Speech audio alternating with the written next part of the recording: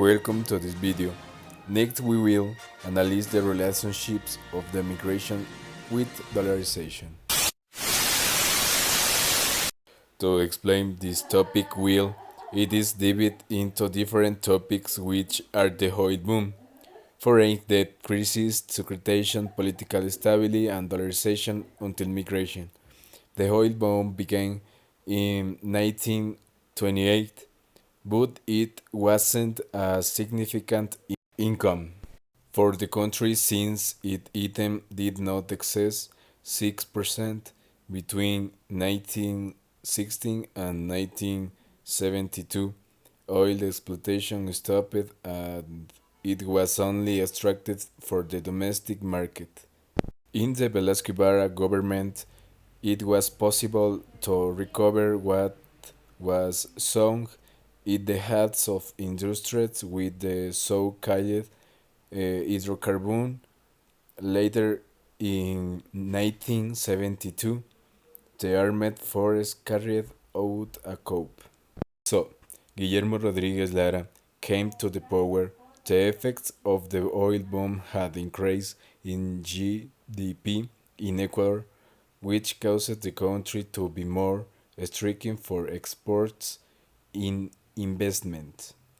The confidence of the oil wealth triggered the indebtedness of the foreign debt, with which the debt grew more than 22 times, which caused the country to stop investing in EU and education. By 1976, Ecuador bypassed its debt with England, but in 1979 it acquired new debts with the FMI to pay others' debt. In 1918, difficult situations are because trade contracted, the fall in the demand for products, income decreased, closes external financing, the new indebtedness was destined to pay interest on previous debts.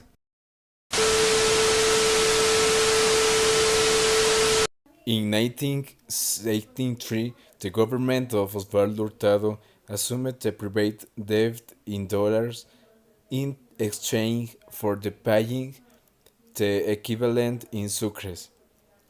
This measure was known as securitization. During in the government of León Febres Cordero, the debt increases due to the devaluation of the sucre against the dollar.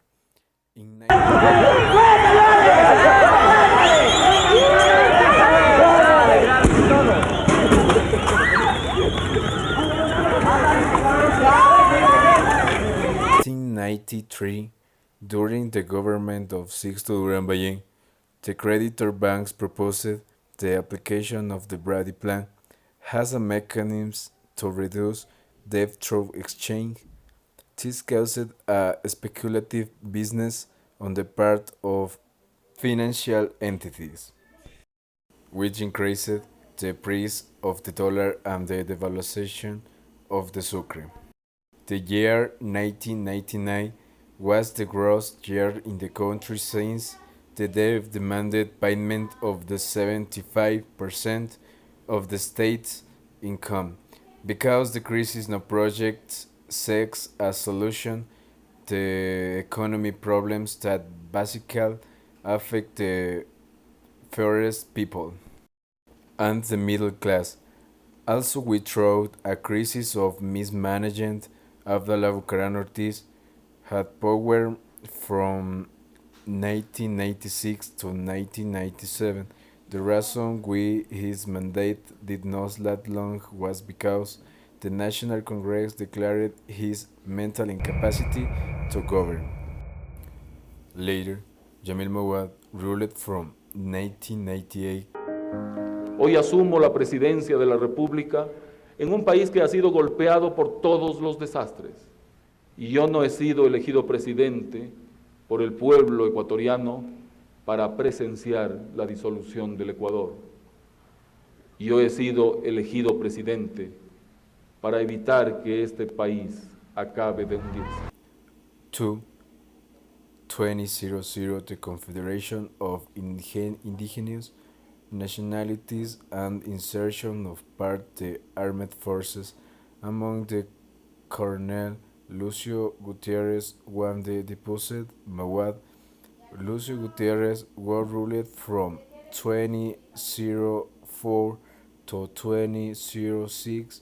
The reason for which he left power was that the country generated spontaneous citizens protests, especially in Quito, with the so-called rebellion of the outlaws, which led to the departure of the president without the vote. The Ecuadorian state for a long time was a state without the stable political power.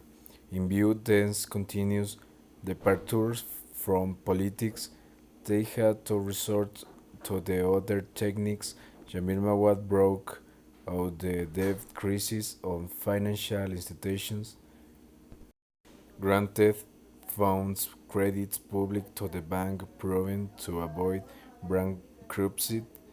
On March 8, 1999, the government declared a bank holiday, which means that it is the suspension of financial operations for 24 hours, but this dispensation lasted 1 year. The deposits were frozen.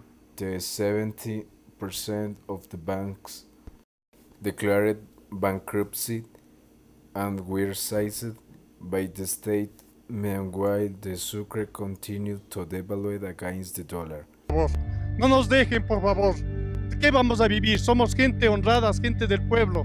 Yo soy un hombre trabajador. Porque prefiero morirme yo y no dejar de morir a mis hijos. Si ya no tengo con qué mantenerles, si ya no voy a tener con qué mantenerles, entonces ¿para qué? ¿Para qué quiero mi vida? In 1999, the president started the dollarization of the economy that was declared in January 2000, the equivalent of 50,000 sucres worth. The dollar went to 25,000 sucres per dollar. Due to dollarization, the central bank lost part of this ability to think and apply police as a result of the great economic crisis that the country was going through. Millions of compatriots had to leave the country. Many others lost their saving. Many people, in view of the crisis which affected them, this chose to commit suicide. Some of the countries where there was more migration of Ecuadorians was Spain, the United States, and Italy.